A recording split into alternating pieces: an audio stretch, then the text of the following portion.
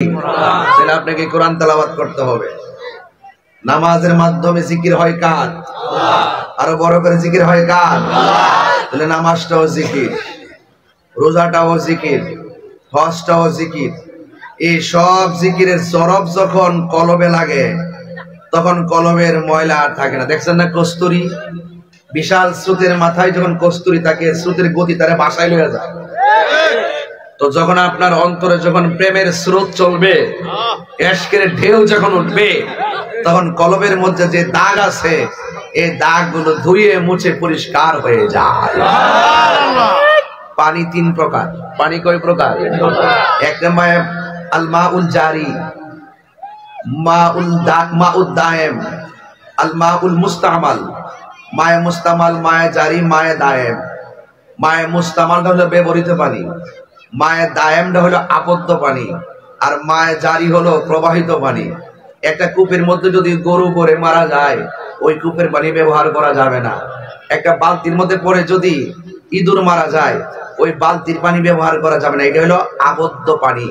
আবার একজন একটা লোটা দিয়া উজু করছেন, উজু করে এই উজুর পানিটা আরেকটা লোটার মধ্যে রাখছেন, দায়িত্বে আপনি উজু করতে পারবেন না, এটা ব্যবহৃত পানি। আবার মায়ে মুস্তামাল, দেখবেন নদীর মধ্যে পুকুর, বড় পুকুর, এই পুকুরের মধ্যে আবার কিছু পরিমাণ আছে, এগুলো আমি ভালো জানি। এগুলা ওই যেখানে নদীর মধ্যে বিশাল বড় 100 গরু পড়ছে, পড়ার পরে ময়রা পড়ছে, মানুষ 200 পড়ছে, পয়রা পানিতে মানুষ পড়ছে, ভাসছে, কিন্তু নদীটা বড়, এটা বলে মায়ে জারি। এটা দিয়ে উজু করা যায়, গোসলও করা যায়। ইত্যা কিতাব রাস্তাঘাটে ভাইবেন, এটা জীবন শুনছেননি, নতুন ভাবে কইলাম আর কি, এগুলো ওয়াজের বিষয় না। তা আমি বলতেছিলাম যে মায়ে জারি প্রবাহমান পানি, যে মায়েটা চলমান, এই চলমান পানির মধ্যে উজু গোসল করা যায় যদিও নাপাক পড়ে। ঠিক এমন ভাবে আপনার মাঝে যদি কোনো ধরনের গুনাহ থেকে যায় কলবে, যখন ওই কলবের উপরে যখন ইশকের ঢেউ লাগবে, উনি তো সব ধুইয়া মুচ্ছা পরিষ্কার হয়ে যায়। কথা কোন ঠিক না বেটি? এই জন্য ওয়াজ বোঝা লাগবে। এই জন্য তাহিরি হুজুরের বিরুদ্ধে আপনারা জানেন না, অনেক আপনি এই যে এখন যে আমি খাইতে বসছি, বাঙ্গরা থানার কনস্টেবল যারা আছেন, ডিএসপি যারা আছেন, 4-5 জন আসছেন, আমি একসাথে বসে খাওয়া দাওয়া করছি। এই যে প্রশাসনের সাথে আমার একটা সম্পর্ক আছে বাংলাদেশে, এটা অনেকের সহ্য না। মানে আমরা মাহফিলে আয়া প্রশাসনের ডিল মারছে, যায় মাথাত পড়ছে, প্রশাসনের ব্যথা পাইছে। কথা কোন ঠিক নেই? এটা আমরা মর্মাহত, কিন্তু যে ডিল দিছে তার তদন্ত করে শাস্তি দেওয়া দরকার। এই ডিলটা দিয়েছে একমাত্র প্রশাসনের সাথে যাতে আমার সম্পর্কের দূরত্ব হয়। আসলে কি আমি কি প্রশাসনের বিরুদ্ধে না পক্ষে?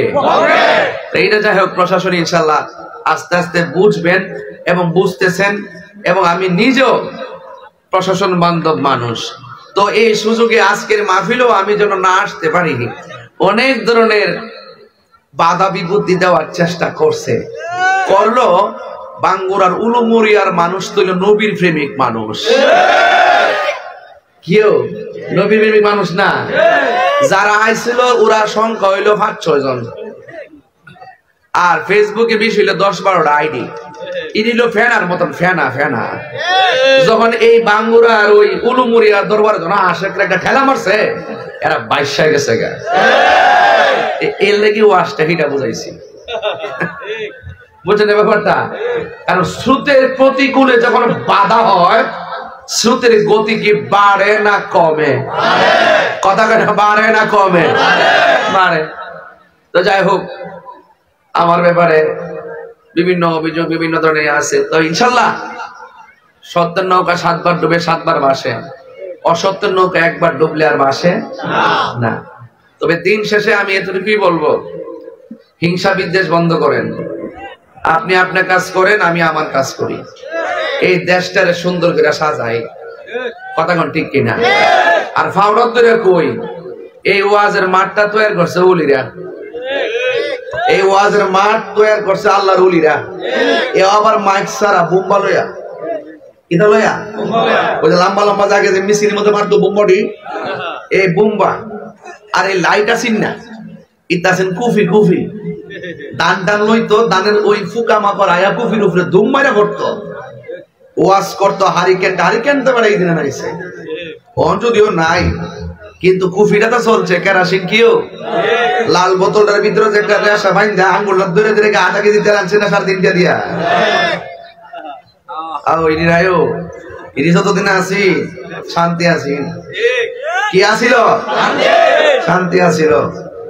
তো বাবার আমার পায়ের মধ্যে হাত দিয়ে কই, এই ওয়াজের মাঠটা আবাদ করছে অলিরা আবাদ করছে দিক কই রন্ধ্রে রন্ধ্রে রন্ধ্রে রন্ধ্রে বাবা শাহজালাল থেকে শুরু কইরা এই ঘরে ঘরে ঘরে ঘরে মদিনার বাতি জ্বলছে। কথা কর না কেন? ওয়াজ বহুত করছি, ওয়াজ শুনে নেবার বাতি যে অলিরা আল্লাহর রাস্তা ফাউড়া ধরে আপনারা এই ওয়াজের মাহফিলটার আল্লাহর রাস্তে দুনিয়াবি মাহফিল বানায়েন না, দুনিয়ার মাহফিল বানায়েন না। এই ওয়াজ ওইটা যা তাফসির শুরু হইছে এখন সব তাফসিরু সিয়াসিয়ত, রাজনীতির তাফসির। আল্লাহর রাস্তে এইটারে আর মজার তামসার জায়গা বানায়েন না। আমরা মুখ দেখাইতে পারতাছি না, ওয়াজ এক জিনিস আর আওয়াজ আরেক জিনিস। আপনি যদি একান্তই যদি দুনিয়াবি কোন ধরনের লোভ লালসা পদ পদবি চেয়ার আর ক্ষমতার চিন্তা থাকে, আলাদা মাঠ বানান। এই তাফসীর মাহফিলটা নিয়ে আর রং তামসা কইলেন না, কথা বলেন ঠিক কিনা বলেন? নাম দিবেন তাফসীরুল কোরআন মাহফিল আর হাতে তালে দিয়া দিয়া স্লোগান দিবেন, বন্ধ করুন তামসা, বন্ধ করেন। এগুলো বরদাস্ত করা হবে না, এগুলো বন্ধ করুন।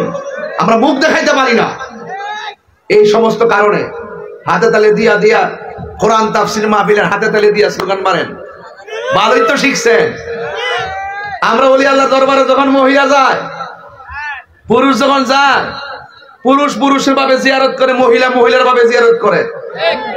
আলাদা জায়গা আছে না নাই? কথা কোনো আছে না নাই? তো আলাদা জিয়ারত করে। তখন ফতোয়া দেয় নারী পুরুষ ভণ্ডামির জায়গা মাজার শরীফ। আমি তো এখন দেখতেছি বড় বড় মাহফিলে ইয়াং মেয়ের থেকে শুরু করে মহিলাদের শুরু করে সব পুরুষ মহিলা সমানে যায় প্যান্ডেলে ঢুকতেছে। বন্ধ করেন, মুখ ছোড়েন না। তাহিরি দেশের আয়তনের ভিতরে থাকবে ইনশাআল্লাহ, এটা পরিষ্কার। অকরে এফআইআর না, আরো যদি হয় ওয়ারেন্ট না, যদি আরো হয় দেশের থাকবো ইনশাআল্লাহ। পরিষ্কার কথা বলি, পরিষ্কার কথা বলি, সত্য কথা বলুন, হক কথা বলুন।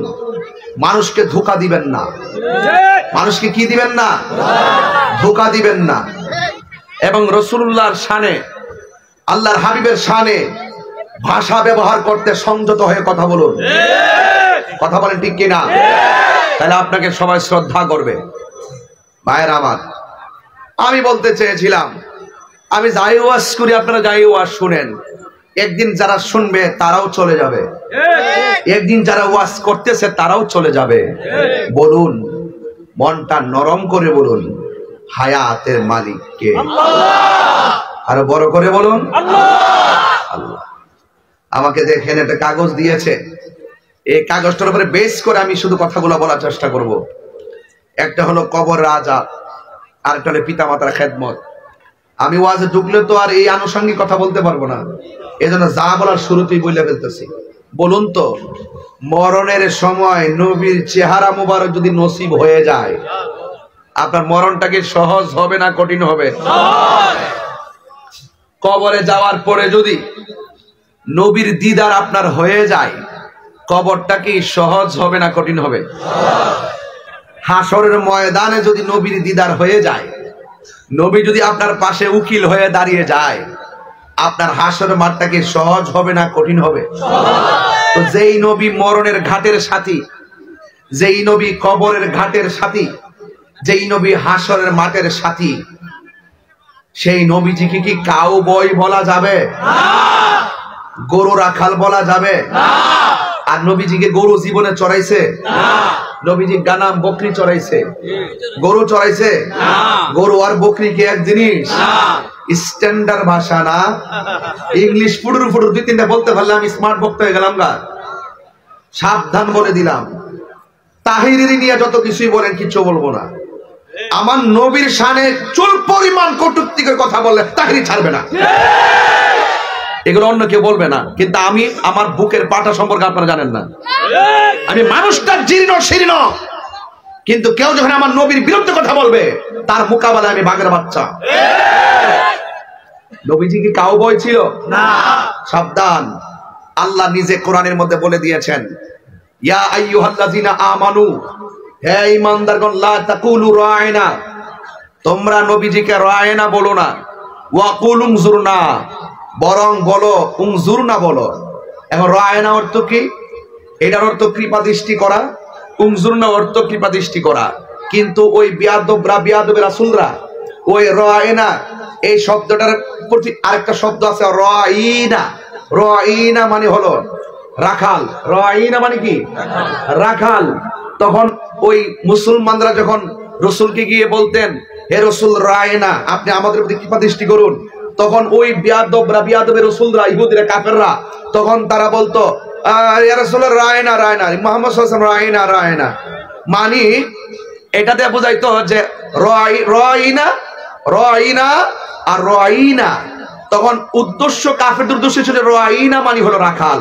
তখন আল্লাহ তো তাদের ভিতরের অবস্থা জানে, মুসলমানরা জন্য রায়না দ্বারা ভালো অর্থ নেয়, কিন্তু ওই বিয়াদবরা রায়নারে ওই রায়না শব্দটা ভাঙ্গা এখানে রাসূলুল্লাহকে রাখাল বলে সম্বোধন করত। তখন আল্লাহ বলছে রায়না, কোরআনের ভাষাটা সঠিক হইলো, তোমরা এটা কইও না, যেহেতু এই শব্দ দ্বারা তারা অপব্যাখ্যা করে, ভিতরে আরেকটা নবী বিদ্বেষ লুকায়িত, বরং তোমরা বলো ওয়া কুলু উনজুরনা, হে রাসূল আপনি আমাদের দিকে দৃষ্টি দেন। তো আল্লাহ বলছে নবীকে রাখাল বলা যাবে না, আর তুমি বলো কাউবয়। এই যে রাসূলুল্লাহর বিরুদ্ধে কথা বললে আপনি বেশি অ্যাডভান্স হতে পারবেন না। আপনি যত নবীর পক্ষে আদব নিয়ে কথা বলবেন, দেখবেন আল্লাহ পাক আপনার সম্মান বাড়াই দিবে। কথা ঠিক না বেটি? এজন্য আমি